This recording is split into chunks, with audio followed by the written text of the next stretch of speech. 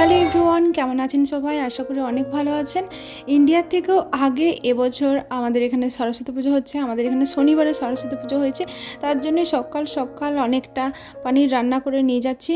কারণ এবছর প্রত্যেকের দায়িত্ব পড়েছে কিছু না কিছু খাবার রান্না করে নিয়ে যাওয়া। তো আমরা হচ্ছে পনিরের দায়িত্ব ছিলাম, তো সেটাই রান্না করেছি, এখানে গাড়িতে রাখলাম।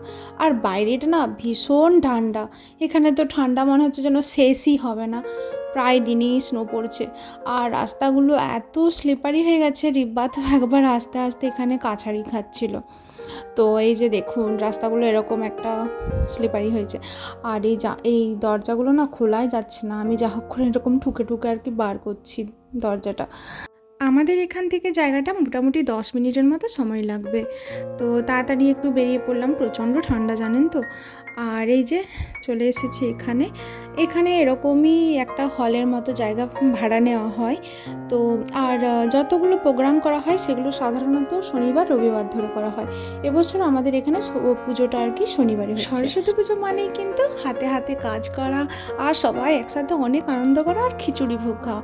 আমরা স্কুল কলেজ কখনো আর কি বাদ দিতাম না এই সরস্বতী পুজোতে পার্টিসিপেট করতে। আর নিজে হাতে কাজ করা, ফল কাটা আর কাটা, মানে ভীষণ ভালো লাগতো। এই দেখুন মা সরস্বতী এত সুন্দর মূর্তিটা হয়েছে না, খুব ভালো লাগছে। আর রিব্বাকে বললাম যে ঠাকুরের কাছে একটু দাঁড়া, একটা ফটো নেব। ও কি করছে, শুধু লাফিয়ে লাফিয়ে অন্যদিকে চলে যাচ্ছে।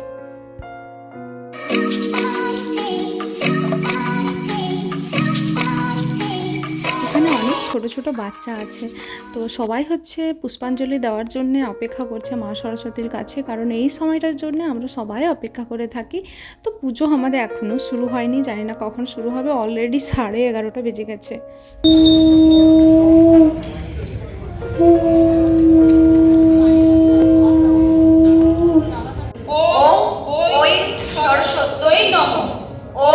সরস্বতী মহাভাগে বিদ্যে কমলোচনে বিদ্যা রূপে বিশালাক্ষী বিদ্যাং দেহি নমস্তুতে।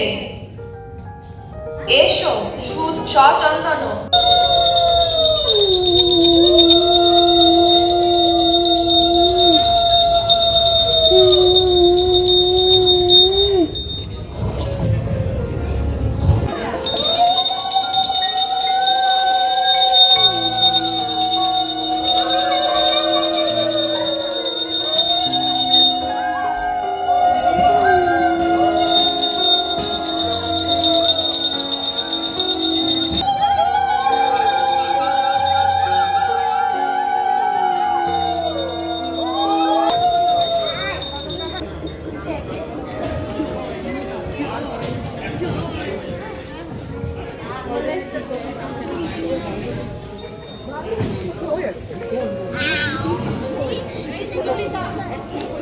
কি করো। হ্যাঁ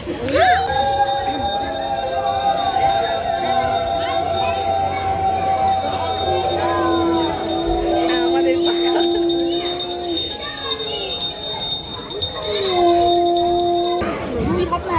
যারা পুষ্পাঞ্জলি দেয়নি, যারা এখানে আসো আরেকবার পুষ্পাঞ্জলি হবে। একটু জোরে বলো, একটু জোরে, আরো জোরে বলো। যারা পুষ্পাঞ্জলি গত পিবা যৎসরের পুণ্ডরীকাক্ষং স বাচ্চ অভ্যন্তর সূচি। পুজো শেষ হলো, এবার হচ্ছে প্রসাদ খাওয়ার পালা। তো আমরা এখানে বসেছি, আর এই যে দেখুন এগুলো হচ্ছে প্রসাদে ছিল, খিচুড়ি, তারপরে চাটনি, এরকম ধরনের প্রসাদ ছিল। এগুলো সবই বাড়ি থেকে বানিয়ে আনা হয়েছে। আর আমি যে পনিরটা রান্না করেছি সেটা হচ্ছে রাত্রে খাওয়ার জন্য। সবার খাওয়া দাওয়া শেষ হতেই আমরা সবাই বসে গেছি, এখানে আন্তাক্ষরী খেলা হবে। তো 5টা গ্রুপ করা হয়েছে, তাদের মধ্যে কম্পিটিশন হবে। তার মধ্যে আমিও একটা গ্রুপে আছি। এই যে এখানে বিভিন্ন গ্রুপের মধ্যে এখন কম্পিটিশন চলছে।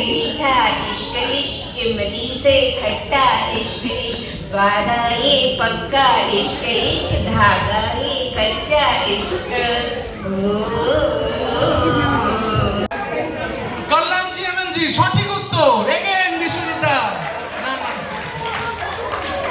বেশি টাফ হয়ে গেছে।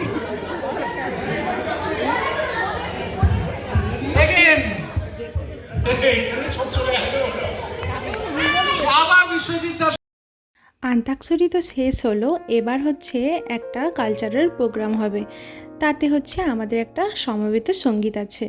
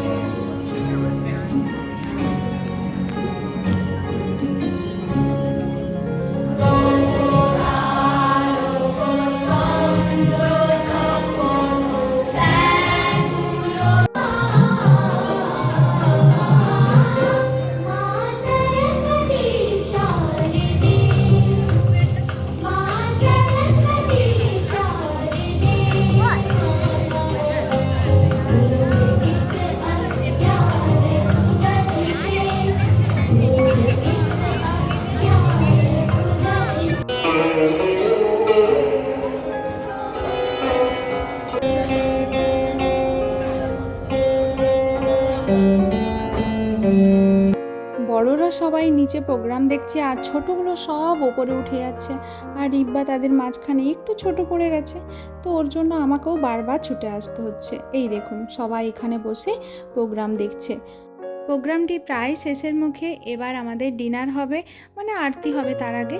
আর এই যে খাবার দাবার যেগুলো বেঁচেছিল সবাই আমরা একটু একটু করে নিয়ে নিলাম। তো ভিডিওটা এখানেই শেষ করলাম। আপনাদের কেমন লাগলো কমেন্ট সেকশনে জানাবেন, আর চ্যানেলটা পারলে প্লিজ সাবস্ক্রাইব করবেন। সকলে খুব ভালো থাকবেন, সুস্থ থাকবেন। আর এগুলো হচ্ছে আমাদের তোলা সরস্বতী পুজোর মুহূর্তগুলো।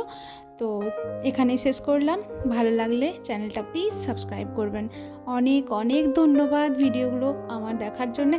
আর অবশ্যই প্রত্যেকে কমেন্ট করে জানাবেন আপনাদের সরস্বতী পুজো কেমন কেটেছে।